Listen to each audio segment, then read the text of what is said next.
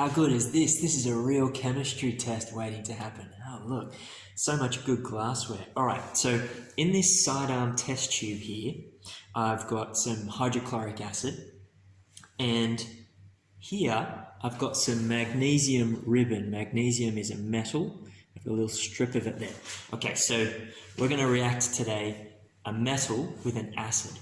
When we react metals and acids, what we expect to get is hydrogen gas and a salt of some kind. So in here we should see some bubbles forming, and we should be getting some kind of dissolved salt in here. The salt that we get depends on the acid we choose and the metal we put in. So with hydrochloric acid and magnesium metal, the chlorine bit of the hydrochloric acid gets together with the magnesium and will make magnesium chloride. Let's have a look at it. Oh, there we go. Oh, that's bubbling really nicely. That's good. So you can see the hydrogen gas being created there. Now, if I collect that in a test tube, because it's hydrogen, it should be quite light and it should float up into an inverted test tube. Let's try.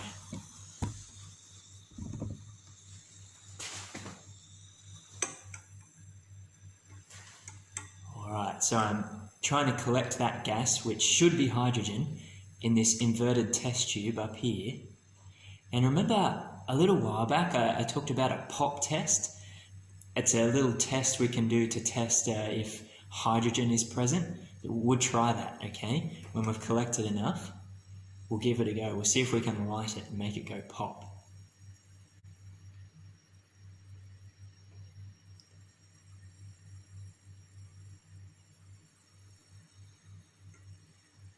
Alright, hopefully that's enough. Just going to put it down here for a sec.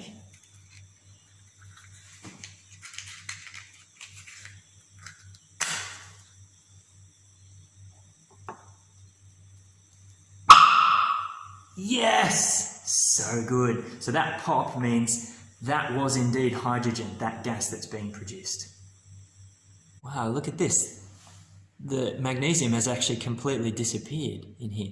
I mean, of course, the atoms haven't disappeared, but they're now part of this liquid, I suppose. They're in solution.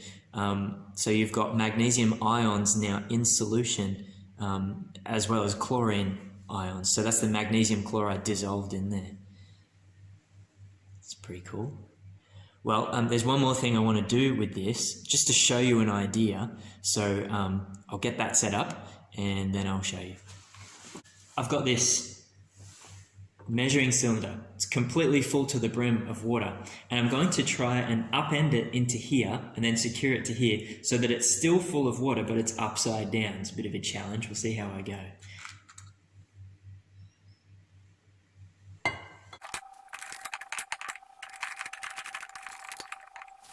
Okay, there we go. So this is now still completely full of water, and it's going down into the water in the beaker. And that's kind of like when you're doing the washing up and you've got a cup full of water and it's upside down, and you can pull it up and it stays full of water. It feels really heavy, it's strange. So that's what we've got going on in here. And I'm going to put this tube from the sidearm test tube under the water and into the entrance of this measuring cylinder.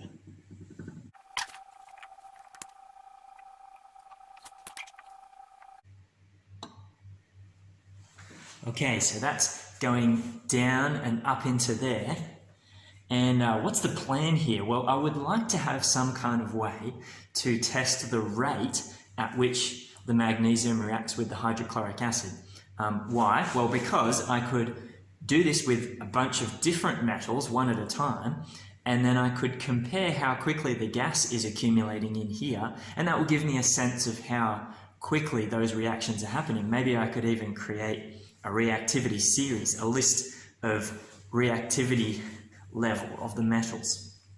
So what I need to do is put some more magnesium into the hydrochloric acid, stopper the test tube, and that will force the gas, the hydrogen gas, through the pipe and then collect in here. Well, that's what should happen anyway. Let's see if we can do it.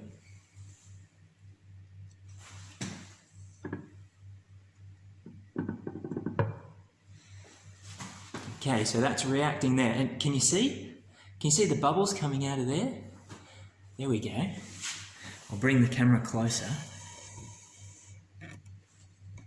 Okay, so those bubbles are going up and they're collecting in here. And you can see the level of the gas getting bigger and bigger in here. And look, I could take measurements of gas volume. I could use a stopwatch to measure the time. And I could get a sense of the rate of the reaction that's going on here. So there you go. Metals reacting with acids make a salt and hydrogen gas. See you around.